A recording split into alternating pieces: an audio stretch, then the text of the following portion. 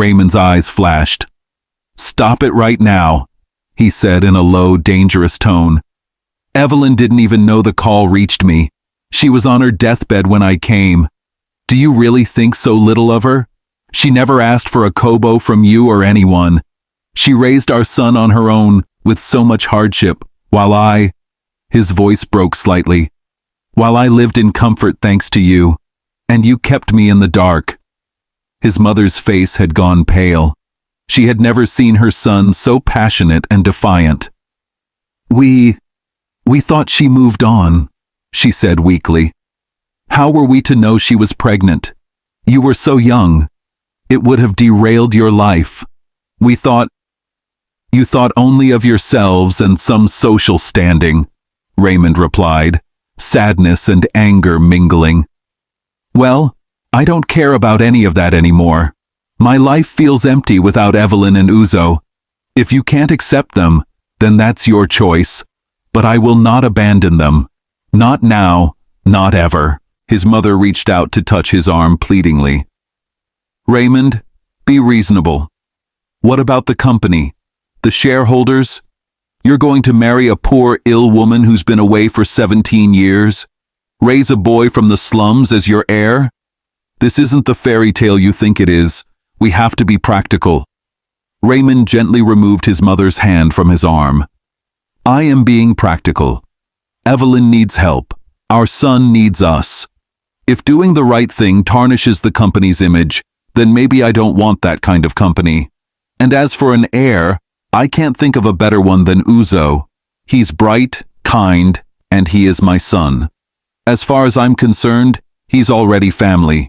You raised me to be responsible and to lead, and that's what I'm doing now, leading my own life." Mr. Attawale looked like he wanted to argue further, but Raymond held up his hand. "Enough. I didn't invite you here to debate. I hoped you'd come to show support, maybe even to apologize to Evelyn, but I see that was too much to expect immediately."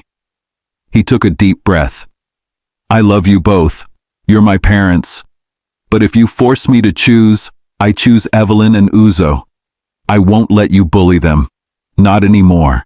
With that, Raymond turned and opened the door to the hospital room to indicate the conversation was over. His parents stood there, stunned into silence by the ultimatum. They watched as Raymond went back to Evelyn's side, gently adjusting her blanket and checking her drip as if nothing had happened. Uzo stood protectively next to his mother, eyeing the older couple warily. He had heard enough bits of the conversation to sense the tension. He could tell these well-dressed strangers were Raymond's, no, his father's, he reminded himself happily, parents, and that they were not exactly welcoming to him or his mom. Evelyn had tears in her eyes, having heard much of what was said through the door. She felt a swell of love and respect for Raymond. He was finally standing up to his parents for them, something she knew must have taken a lot of courage given how domineering they were. She reached for Raymond's hand as he sat beside her. "Thank you," she whispered, squeezing it. He just gave her a tender smile and leaned in to kiss her forehead gently. Awkwardly, Raymond's parents stepped into the room. Mrs. Attawale cleared her throat, trying to regain composure. Her eyes flickered over Evelyn lying pale in the bed, then to Uzo, who stood tall by his mother, and finally rested on Raymond, who was holding Evelyn's hand. In that moment, perhaps she realized how much her son meant every word he said. She had a choice: hold on to pride and lose her son, or bend. Mr. Attawale looked at his wife uncertainly.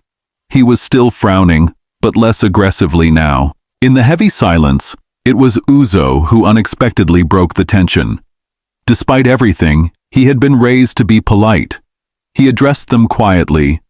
"Good afternoon, Sir Ma," using the respectful forms of address in Nigerian culture for elders.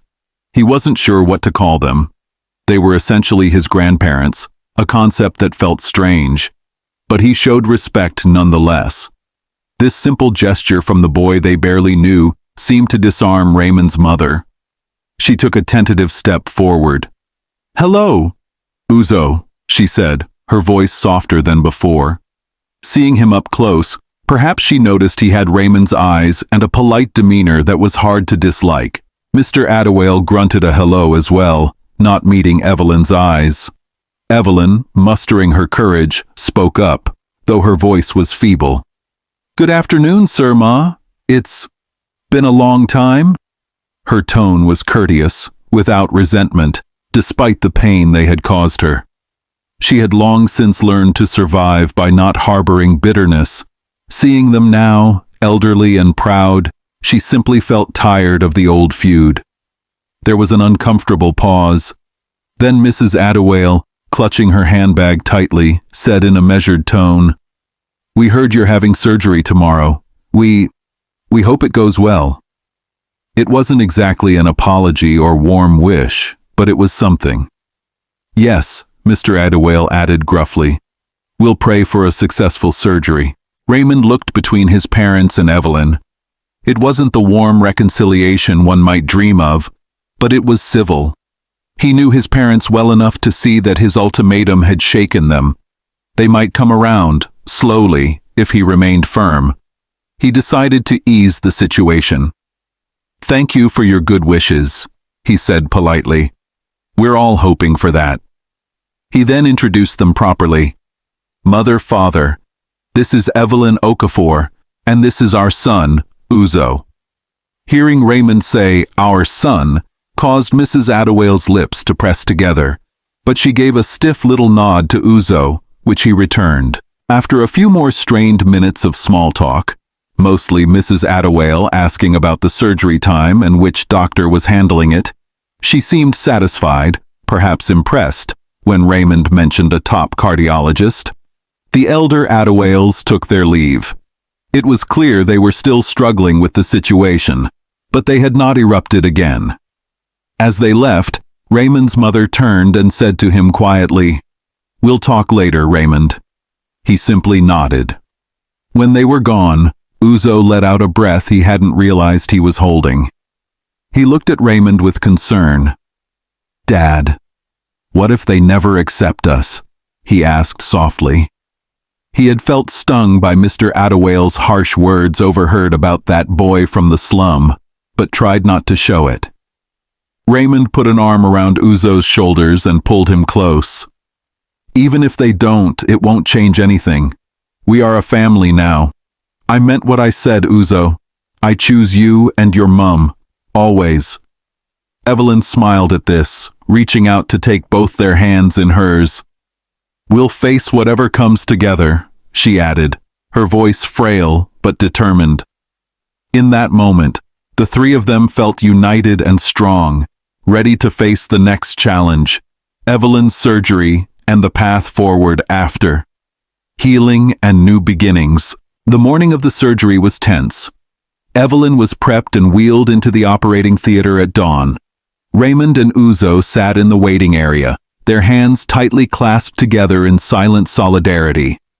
Raymond tried to hide his worry to keep Uzo calm, but his mind was racing with prayers and memories. He couldn't bear the thought of losing Evelyn just when he'd found her again. Uzo, for his part, kept picturing his mother's smile and kept whispering, "She'll be okay, she'll be okay," as if saying it enough times would make it true. After several long hours, the surgeon finally emerged with a tired smile to inform them that the operation was successful. Evelyn was going to be okay. The damaged valve had been repaired, and her heart was already responding well. The relief that crashed over Raymond and Uzo was immense. Uzo let out a little shout of joy and hugged Raymond tightly. Raymond closed his eyes, murmuring a heartfelt thank you to the heavens. It felt like the first truly hopeful moment in a very long time. Evelyn's recovery was slow but steady. She remained in the hospital for some weeks to regain her strength. During this time, Raymond made sure everything was taken care of. He quietly paid off all the hospital bills, set up a comfortable private room for her, and even arranged for a nutritionist to help her with a diet that would aid her recovery. Whenever Evelyn protested that it was too much, Raymond would gently remind her, "Please, let me spoil you a little after all you've been through." He meant it lightly, but often his eyes would fill with sorrow, knowing how much she had suffered in his absence. As Evelyn grew stronger, laughter began to fill her days more often than tears. One afternoon, a few weeks after the surgery, Raymond and Uzo took her in a wheelchair for a walk in the small hospital garden. It was a sunny day, the scent of flowers in the air. Evelyn tilted her face up to the sun, feeling its warmth, and when she looked back at the two most important people in her life, she couldn't help but smile. Uzo was animatedly telling Raymond about a book he read, and Raymond was listening with such pride and attention as if Uzo were describing the most brilliant idea in the world. Evelyn felt a swell of gratitude and love. She reached out and took both of their hands. "I don't know how to thank you," she said softly, emotion shining in her eyes. "You saved my life, and you've given Uzo what I alone never could." Raymond shook his head and knelt by her side, bringing her hand to his lips. "You owe me no thanks, Evelyn. I'm the one making up for lost time. You did an incredible job raising our son. I only wish I'd been there to lighten your burden." He looked deeply into her eyes. "But I'm here now, and I intend to be here forever, if you'll have me." Evelyn's heart fluttered. The tender, nervous tone in Raymond's voice was one she remembered from their youth. It was the way he sounded the first time he confessed his love to her by the lagoon. She glanced at Uzo, who grinned in encouragement, already guessing what was coming. With tears in his eyes and a hopeful smile, Raymond continued, "Evelyn Okafor, you have been the love of my life since I was a boy. Fate may have separated us, but it also brought us back together. I don't want to waste another moment. Will you marry me and make our family complete?"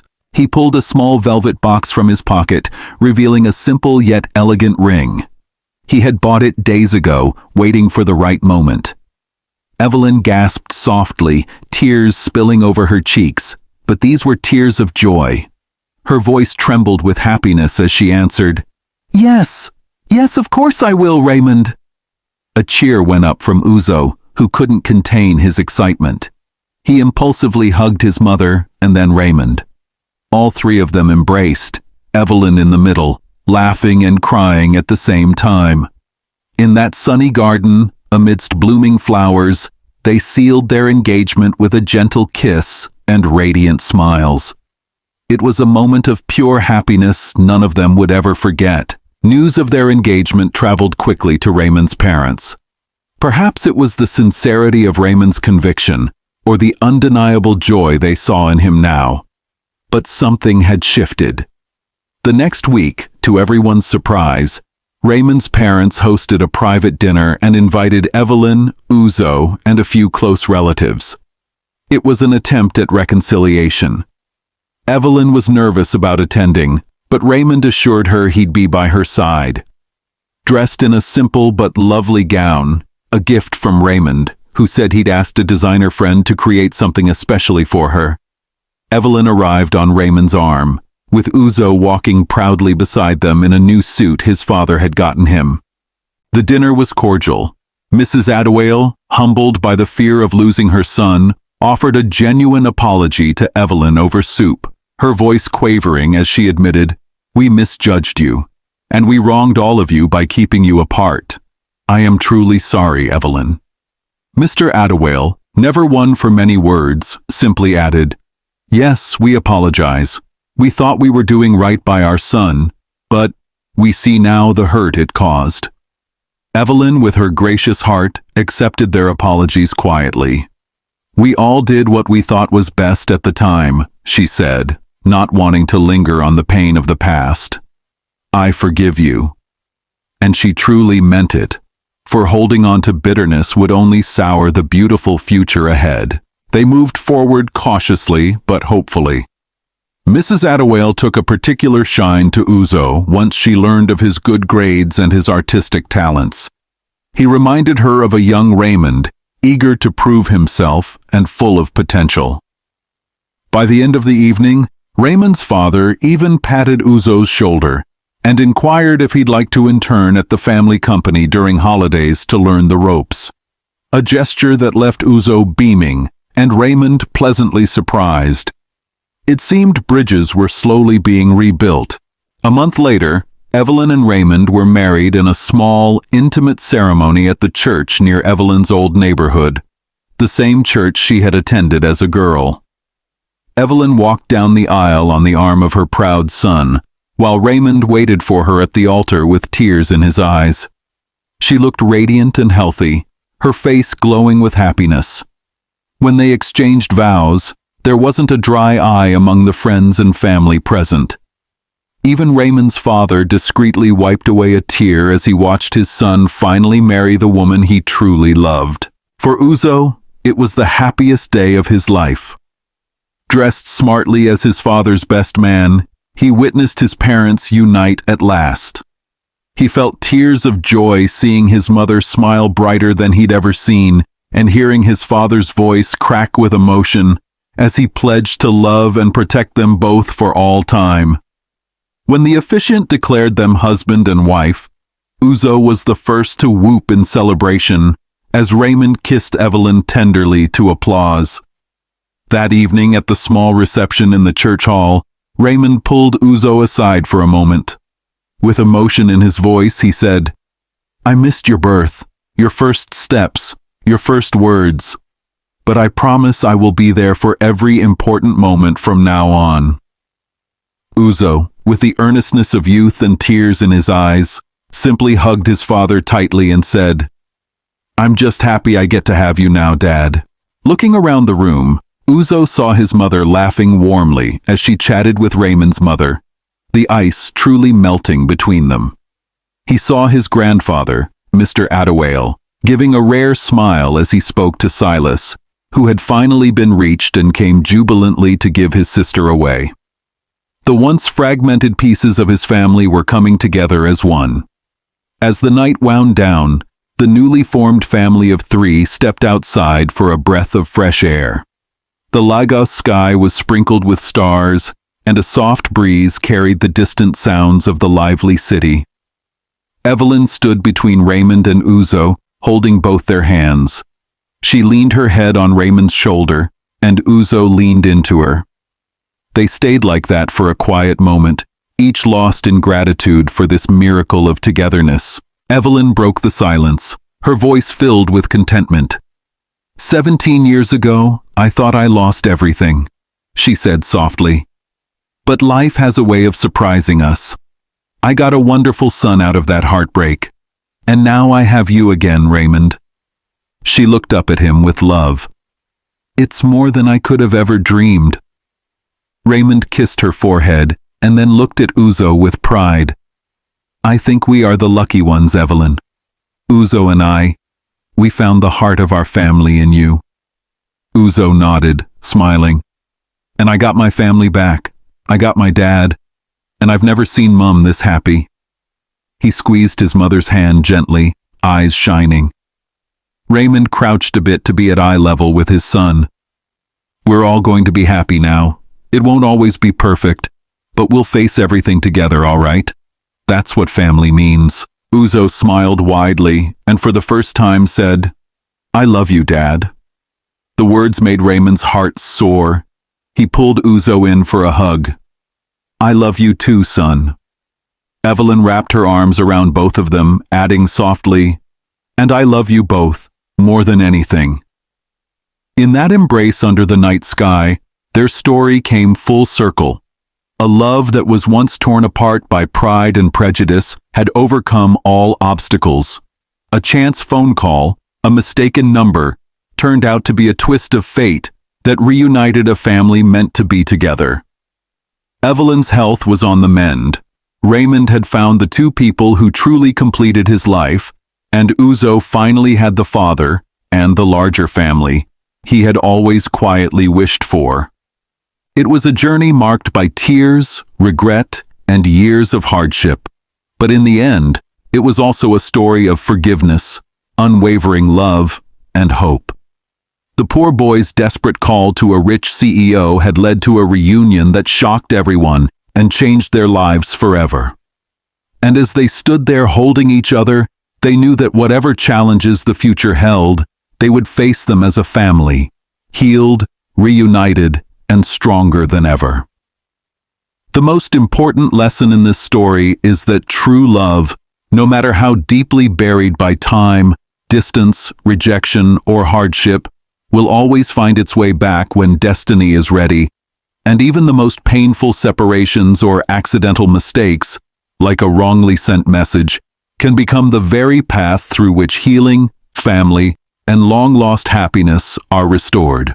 The most important lesson in this story is that true love, no matter how deeply buried by time, distance, rejection, or hardship, will always find its way back when destiny is ready, and even the most painful separations or accidental mistakes, like a wrongly sent message, can become the very path through which healing, family, and long-lost happiness are restored. Thank you for watching this story on Afro Tales TV. If you enjoyed it, please give it a thumbs up, leave us a comment, and share with friends and family. We have more beautiful stories coming your way, so subscribe and stay tuned. See you in the next one.